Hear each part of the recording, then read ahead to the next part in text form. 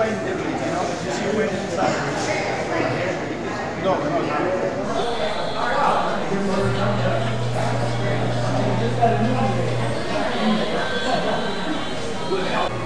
name is Ron Bowman, and I'd like to present this walking stick to the Windsor Historical Society. This was autographed by all the veterans that were here last year, and it was made by my son Michael, who has autism, and he was taught by a World War II veteran how to do walking sticks. Thank you very much, Ron. Thank you. Again, did you find your glasses now?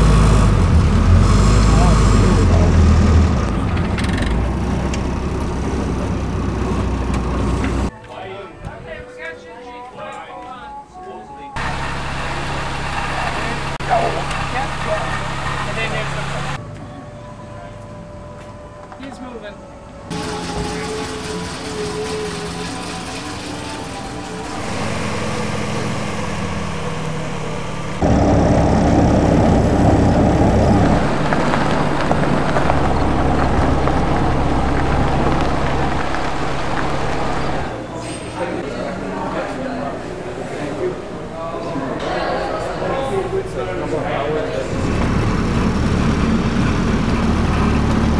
Driver's license.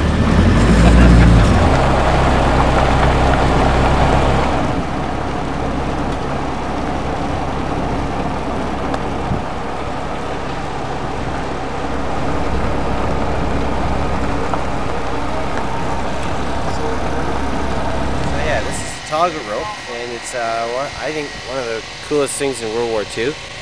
There's two versions you'll find. Some are the 10-foot long engineers version, some are the 6-foot long airborne version.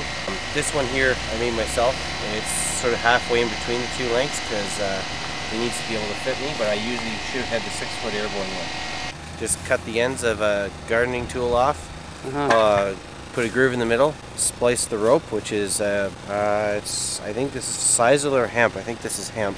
So what would happen is, if a number of men need to scale a cliff, you'd simply take the toggle, pass it through the loop, and you'd have a connection. Any number of ropes could be strung together, and you'd gain a rope that you could, as long as you needed to get to the top of the cliff or wherever you were climbing. You could also connect the two loops together, loop-to-loop connection, and sling it under a crate, and any number of guys could combine the ropes, and then they grab the toggle from the other side with the loop connected underneath the object they're trying to carry. It's made with tin. They soldered the joints with lead and enamel over it. And over time, not only does the enameling wear away, but anytime you try and drink out of this, you're getting lead residue in the water. Paint chips, flakes of enamel. This one's in great condition. A lot of the times you're going to see them where the corks are deteriorated. You wouldn't want to drink water that this has been sitting in, right? Right. But again, these things are 1940, 1945. They're old, so this one's in a bit better condition. Mice have been chewing away at it. Most, if not all, World War II canteens that are British made, not safe to drink out of. Okay. So, take the safety off. Okay? Yeah. Open the bolt. You can see there's nothing in it. That's the top of the mag there. There's obviously no cartridges in it. Check down the chamber. Can't see the butt of a brass cartridge situated in the chamber, so the gun does not have any cartridges in it. It will not fire. You can remove the mag by depressing the tab in the trigger guard. Okay. Your magazine, bullets go in there, holds 10, 11 if you really cram it. Not good, causes feeding issues. Right. So dismantle it, push it forward. This is your bolt release tab. So depress it, slide the bolt back.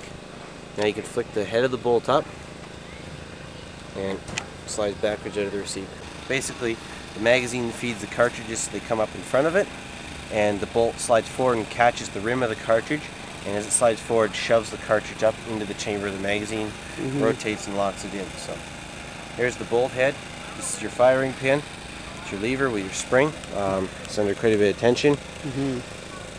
That little hole there, that aperture, is where the firing pin comes out. That strikes the base of the cartridge and detonates it. Okay. This is your ejector. Grips the rim of the cartridge. When the bolt's pulled back, it's pulling down on one side of the thing, so it causes the brass to flip upwards and outwards of the breech. If I were to unscrew that, you can see the firing pin and all the grease in there. But for field stripping, just take the bolt out of it. Then you want to clean the barrel, clean the chamber. It's a Lee-Enfield number 4 Mark 1. It's 1943 dated, as you can see there, and made by Maltby. Maltby is a British-made gun. A lot of Maltbys, being a smaller company, were issued to Canadians. Really, the only Canadian makers were the Long Branch Armory out of Toronto. They contracted them out, right? There's different designs, so some go to the BSA, British Small Arms, there's Maltby, Long Branch in Toronto, different companies, they all made the same model rifle according to the same design, same specifications.